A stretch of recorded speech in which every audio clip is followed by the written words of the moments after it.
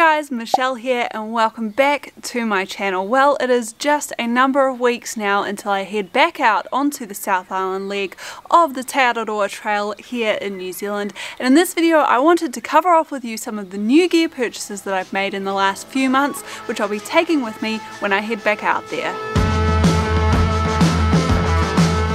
Now before we go any further, I just wanted to remind you guys that if you haven't already, please go ahead and check out my Patreon page. I will be documenting all of the in-depth details from my upcoming through hike of the South Island right there on Patreon, and you can become one of the Patreon whānau for as little as $1 per month. For that very small fee, you'll get access to exclusive photos, videos and other content directly from the trail on a more real-time basis, plus you will also be able to join in on live Q&A sessions from the trail towns as I pass through them. If you're interested in finding out more, then you can visit this link right here, which I have also linked for you in the description down below. Now that we've got all of that out of the way, let's move on to the real substance of this video, which is all of the new gear items that I've purchased in the last few months ready for my upcoming through hike of the South Island. Now before you go panicking too much about gear that I might have changed, I wanted to say right at the outset here that for the most part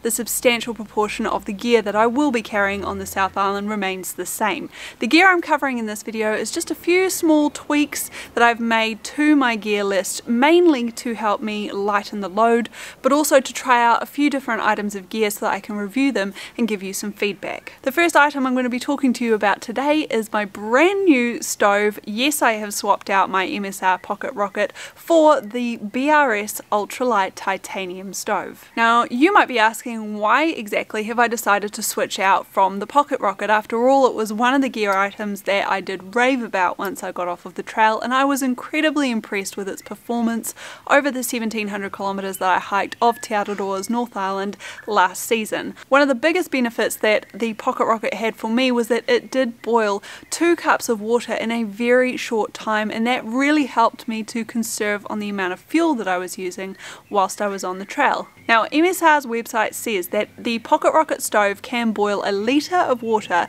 in around 3.5 minutes when it is whacked right up to its maximum capacity. And I have to say that even though I haven't actually timed this myself, I have no reason to suspect that that is not accurate. Contrast that with BRS, who say that their stove here can boil the same amount of water in up to half a minute less, and get this, that is for a staggering weight saving of nearly 50 grams. Yes, that's right, 50 grams. The BRS ultralight titanium stove weighs in at just 26 grams over the 76 of the MSR pocket rocket. And not only does it weigh substantially less, but the BRS stove also will cost you substantially less. This little beauty set me back just 25 New Zealand dollars off of the Amazon website, and contrast that with the pocket rocket that you can pick up on Amazon for around about 45 or 50 New Zealand dollars, but in a shop right here in New Zealand will cost you over 100. So personally, I am very excited to test out my new stove on the South Island leg of Araroa. I do have a few concerns about how it's going to hold up. When you immediately pull the stove out of the pouch, it does seem a lot flimsier than the pocket rocket does, and I do also have some concerns about how it might perform in those higher altitude conditions and also in slightly windier conditions. But I'm hoping that once I get back from the South Island leg of Araroa, I'll be able to give you some solid feedback on how the BRS ultralight titanium stove performed in those New Zealand conditions. Moving on to the next new item of gear that I've purchased for the South Island leg of Araroa, and that is my Katadyn Be-Free water filter. Now this might come as a little bit of a surprise to some of you, especially those of you out there who know that I have enjoyed and really loved using my Soya Squeeze water filter over the time that I have used it. If you guys want to find out a little bit more about that Soya Squeeze water filter, I did do a full instructional video on how to use it, which I will link for you right up here so you can go and check that out. Now unlike the Soya Squeeze, one of the biggest things that I really liked about the Katadyn Be-Free water filter is that it comes with its very own little collection pouch that doubles as a water bottle whilst you're out on the trail. And you might be thinking, come on Michelle, don't be ridiculous, you can just screw the Soya Squeeze water filter straight onto any drink bottle that you can pick up in the supermarket and it works just fine, and you don't need a fancy specific little collection pouch. Well, you're absolutely right, and I do 110% agree with you on that front. But the thing that I noticed when I was hiking on Te Araroa's North Island last season was that even though I was using those reusable or standard water bottles that you can pick up in a supermarket along the way, I was having to replace them out at fairly regular intervals just because they were getting completely beat up on the trail. And for somebody like me who's trying to be as low waste as possible and very conscious about the amount of rubbish that I was putting into the environment whilst I was hiking, that just didn't really sit well with me. The thing that I like about this collection pouch on the Katadyn Be-Free water filter is that it does seem to be made of some quite heavy duty material. I don't have any concerns about it popping or splitting whilst I'm out on the trail, but I'm really hoping that I will get to test that to its limits and give you some feedback a little bit later on. Now for me, the single biggest advantage of going with something like the Katadyn Be-Free over the Sawyer Squeeze water filter is the amount of weight that you are going to be saving by switching out. So this thing comes in at an absolutely amazing 47 grams for the filter only. That goes up to just over 74 grams when you take into account the collection pouch as well. For the Sawyer Squeeze, on the other hand, you're looking at 94 grams just for the filter, so it's already nearly 20 grams heavier than this entire system is. Plus, if you're like me and you don't like just screwing it straight onto the top of a water bottle, you're also carrying a collection pouch as well. I also like the fact that I don't have to carry any additional gear with me or else make arrangements for additional gear to be somewhere where I'm going to take a 0 day just to clean this thing. In fact, you can clean it simply by giving it a bit of a swish around in just some clean water. That will clean all of the dirt and sediment that's built up on the fibers inside the filter. Now so far I haven't actually had an opportunity to test this Katadyn Be-Free water filter for myself. I would like to be able to give you some more feedback on how fast flowing it is when I'm actually drinking directly out of the cap, because I know that the Sawyer Squeeze is particularly slow when you're drinking directly out of it. Plus, I would also like to give you a little bit of an idea of what the flow rate is, because one of the biggest downsides of the Katadyn Be-Free water filter is that it says it will only filter about 1,000 litres of water before it needs replacing. Contrast that again with the Sawyer Squeeze water filter, which says that that will filter about 10,000 litres of water before you need to start thinking about replacing it. Like I said though, I will do a full review on this water filter once I get back from the South Island and let you know exactly what my thoughts are. The third new piece of gear that I want to talk to you about is something that if you'd asked me about last year, I would have said I wouldn't have even bothered carrying with me, but given all of the issues that I had with my feet and also with my very tight calves and hamstrings while I was hiking, I have this year decided to carry with me a very lightweight Rawlogy cork massage ball. Now this little ball here is about 5 centimeters in diameter and weighs about 20 grams, which I think is minimal considering the benefits that it really can give out on the trail. Now if you're like me and you also suffer from foot issues and tight muscles while you're out hiking on the trail and you'd like to try something like this little massage ball, then you can find it on Amazon for just about 23 New Zealand dollars. And by the way, I will link all of the gear items that I'm talking about in this video in the description below, so make sure that you go and check that out. Now I will hold my hand up and admit that I am the world's worst when it comes to looking after myself when I am out on the trail, and so I'm hoping that this year this little ball will help me get into some very good habits and will help me have some much better experiences while I'm out on the trail, so I'll let you know how that goes. The next item of gear that I want to talk to you about, again, will come as no surprise to those of you who are familiar with my video on gear that I ditched after the North Island section of Te Araroa, which I'll link for you guys up here if you're interested in watching it. And that is a brand new inflatable pillow, and I have decided to go with the Sea to Summit ultralight Eros pillow. Now this definitely is a luxury item, but for me it's definitely a non-negotiable as well, because a good night's sleep is what determines how good your hike is the next day. I like to know that I can get a really good night's rest, and I was surprised at how much of a difference even using something like the Trekology ultralight pillow that I used on my North Island section of Te Araroa last year made to being able to get a really good night's sleep whilst I was out on the trail. The Sea to Summit Eros ultralight pillow really doesn't differ very substantially from that Trekology pillow that I used last year in terms of its design. It's still got that same sort of kidney fanny kind of shape, and then it's also got the baffles in the middle to help rest your head nicely and comfortably whilst you're actually asleep. But there is one major difference between these two pillows, and that is of course the weight. Whereas the Trekology pillow came in at a quite hefty 82 grams, the Cedar Summit Eros Ultralight weighs in at a much lighter 55 grams and therefore justifies the added price. I actually ended up picking up my Trekology Ultralight pillow back when they were very new to the market. They were around about $12 US, and that is definitely not going to be what you can pick up this Cedar Summit one. Again, on Amazon you're looking at anywhere around about the $45 to $50 mark, and in New Zealand if you were to walk into a shop to buy it, it's going to be more in the region of 60 to 70 New Zealand dollars. As I mentioned earlier though, this is definitely one of those items I'd rather carry than not carry, so I'm really looking forward to testing this out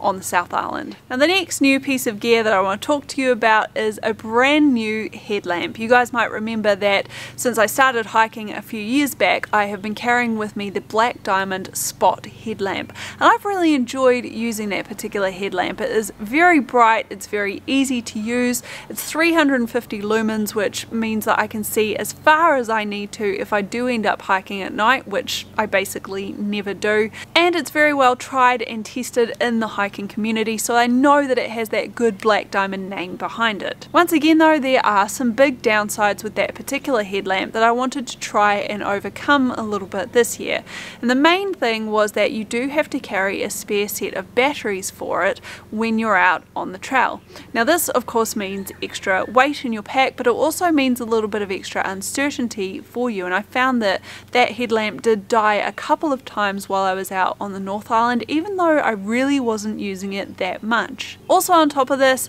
there is the consideration that the Black Diamond Spot headlamp does tend to be a little bit heavier than some of the other options on the market. It weighs in around about the early 90 gram mark, and probably that's fine when you consider the amount of light output that you actually get from that particular product. But again, I wanted to try something a little bit different, a little bit lighter, and so I have decided instead to pick up this UCO Air 150 headlamp for my South Island leg of my journey. Now one thing you'll notice immediately is how much smaller it is than my Black Diamond headlamp, and that is because this is a fully USB rechargeable headlamp, which means that I can charge this while I'm actually out on the trail. And despite my initial concerns when I originally unpacked it that it didn't, it does come with a red light as well as your standard white light, which of course is very handy, especially if you're spending a lot of time in huts where you could potentially disturb other people. Now one thing that you do need to be aware of with this is that even though it is a very small size like this does not include its head strap. In fact, the head strap that it comes with is substantially larger than the Black Diamond head strap and also weighs substantially more. So instead of carrying that incredibly bulky and heavy strap that it comes with, I am going to be modifying this slightly with just a couple of pieces of elastic that I haven't done yet. I am also looking into some different options for being able to attach this directly to the inside roof on my duplex tent. As you guys will know from some of my previous videos this year, I really didn't like the fact that I didn't have anywhere to attach a headlamp inside the duplex, so I'm looking at being able to do that this year on the South Island. And in terms of the price, you can pick this up on Amazon for around about $45. I know that the Black Diamond Spot here in New Zealand is substantially more expensive than that, but from memory I think I also picked it up from Amazon for around about $50. The next item of gear is one that I'm super excited to finally be able to show you because I have been waiting on it to arrive for a little while now, and this is an item of gear that I've purchased specifically to carry all of the extra camera gear that I will be taking with me on the South Island leg of my journey, and that is this wonderful Waymark Zip fanny pack. Now if you guys don't know anything about the US cottage gear companies, Waymark Gear Company is a smaller cottage gear company that makes ultralight gear over in the US. Now their ultralight gear, unlike a lot of the other ultralight manufacturers out there, is actually usually made from X-Pack material materials rather than Dyneema carbon fiber. So this really is a little bit of a test for me to see if I do like the Waymark gear products made out of the X-Pack material before I decide to upgrade my pack, which I've been talking about doing for a long time. Now so far I have had the opportunity to test out the Waymark Zip fanny pack on a couple of training hikes, and I am absolutely loving it so far, although I do have a little bit of tweaking to do to get it to sit just right for me when I'm out there hiking. Now this fanny pack, or bum bag as I like to call them, will set you back around about $45 US. They do have a lead time of around about 3 weeks, and you can get them in a variety of different colours. But one of my favourite things is that even for its very small size, and Waymark gear say it carries roughly 1.25 litres, there are a huge amount of storage options inside this bum bag. You've got pockets and pouches all over the place wherever you could really want them, and it is as waterproof as anything like this can be. One of the other great features that I really like now that I've had an opportunity to use it but didn't really understand or realise beforehand is that it does have a slightly fluted design to it, which means that it tapers very gently towards the bottom, and of course this makes it very comfortable when you're actually out there hiking, especially if you are heading uphill, where I noticed that otherwise my thighs or the tops of my legs could be rubbing on it. And of course on top of all of that, this little bum bag weighs in at just 80 grams, which is absolutely staggering considering the amount of storage space that you get inside. I'll be covering off exactly how I'll be packing this and what I'll be using it for in a future video covering all of my camera equipment for the South Island, so make sure that you stay tuned for that. One of the other items of gear that I have been eagerly anticipating to arrive for over 2 months now is a new set of dry bags from Hilltop Packs, and I'm very excited about them because they have been custom printed in the long white gypsy print. These dry bags are made from Dyneema carbon fiber material that has been custom printed with all my logos on it, which I really love, but I also really love how little they weigh. The medium long bag that I've ordered weighs in at just 15 grams, and the small size bag weighs in at just 8 grams. I ordered both of them in 1.43 ounce Dyneema carbon fiber because I wanted to have a little bit of extra protection, a little bit of extra rigidity and waterproofing there, because I thought that these would be sitting on the outside of my pack, or at least in areas where water could quite easily get to them. And given the fact that the small DCF bag will be carrying some electronic equipment, I wanted to make sure that I got the thickest Dyneema possible. Now the sizes that I ordered were the medium long and also the small size, which I'll show you here with all the dimensions, lengths and widths. Now the price of these bags is what you'd probably consider a little bit expensive. In fact, both of these bags combined cost me around about $60 US. But if you compare that to some of the other dry bags that are out there on the market, they are very competitive in their pricing. I think though for me, one of the biggest drawbacks with these bags so far to date is that the sizing doesn't seem to be how I expected it to be. So when I was purchasing these dry bags, I was specifically comparing them with the Z-Packs DCF dry bags that you can purchase off of the Z-Packs website, and I know for a fact that there are thru-hikers and other hikers out there who are using the Z-Packs dry bags to store sleeping bags and clothes in. That is what I was intending to use the medium long size dry bag from Hilltop Packs for. I got it in the post, I opened everything up, and I looked straight at this medium long size dry bag, and immediately I knew that there was no way my sleeping bag and all of my additional clothes were going to fit inside it. And I think the reason for this is because of the way that the dimensions of the bag are measured on the website. So Hilltop Packs, it seems, are measuring their dry bags exactly as they sit flat on a flat surface, whereas Z-Packs will give you dimensions on their website for once the bag is actually stuffed full. So even though the Hilltop Packs medium long dry bag size came in around about the same size as the Z-Packs medium dry bag, they actually are very different in terms of capacity, and I noticed specifically that the Z-Packs dry bag is quite a bit wider once it is stuffed, which means that there is a lot more room in it to put a sleeping bag in. So Needless to say all of that, I am actually going to be using these dry bags for completely different purposes than what was originally intended, and I've already put in an order for another dry bag to come directly from Packs so that I can store my sleeping bag and my clothes all in one place. And the final item of gear that I have replaced for this year's hike of the South Island leg of Te Araroa is my trail runners. So anybody who's watched any of the previous videos will know that pretty much my Ultra Lone Peak 3.5s were beat up beyond any sense of recognition by the time that I hit the end of the North Island, and of course that is totally expected. You can't expect a pair of trail runners to last you for an entire through hike. You probably will be switching them out every 700 to 1,000 kilometers depending on the particular brand that you choose. So this year, despite all of my reservations, I will be heading out onto the South Island in a pair of Ultra Lone Peak 4.5s, which is the latest iteration of the popular Lone Peak Trail Runner by Ultra. Now I say despite my reservations, these are pretty much twofold. First off, I am very concerned about the kind of terrain that I'm going to be experiencing on the South Island. It is a lot more rocky and slippery, there's a lot more scree slopes to deal with, there is a lot of shingle and shale which I've heard can tear up footwear beyond recognition. So I do have concerns about the stability of something like a trail runner in the South Island environment, specifically for somebody with my very low level of experience in that kind of terrain. And the second biggest reservation that I have about them is what seems to be a new design feature on the 4.5 versions of the Lone Peaks as opposed to some of the previous models, and that is that the heel cup on the 4.5 appears to come in slightly at the top as opposed to being completely straight.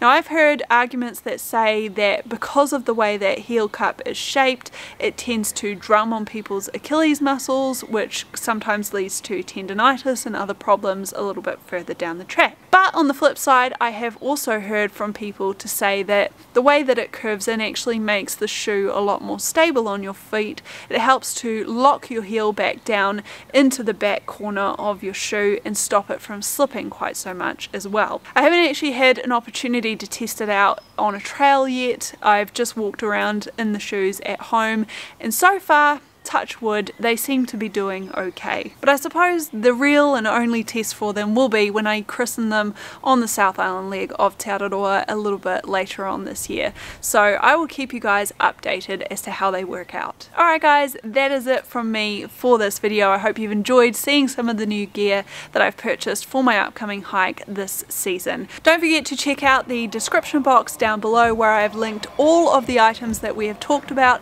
in this video here today. Otherwise guys, don't forget, if you like this video, go ahead and give it a thumbs up. Don't forget to subscribe to my channel and ding that little notifications bell, and I will see you in next week's video.